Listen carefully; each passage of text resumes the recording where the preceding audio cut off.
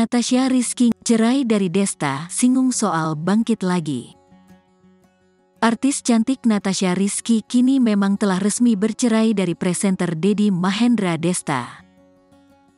Natasha Rizky dan Desta cerai pada Senin, tanggal 19 Juni tahun 2023. Kabar perceraian Natasha dan Desta memang sempat bikin syok. Pasalnya, Natasha dan Desta dikenal sebagai pasangan yang sangat harmonis. Bahkan, keduanya juga telah dikaruniai 3 buah hati yang menggemaskan.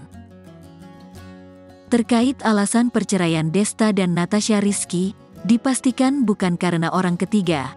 @Desta80s dilansir dari kompas.com, keduanya sepakat bercerai lantaran memiliki banyak perbedaan pandangan. Untuk itu, Natasha Rizky meminta warganet di media sosial agar tidak lagi menuduh Desta telah berselingkuh dengan perempuan lain.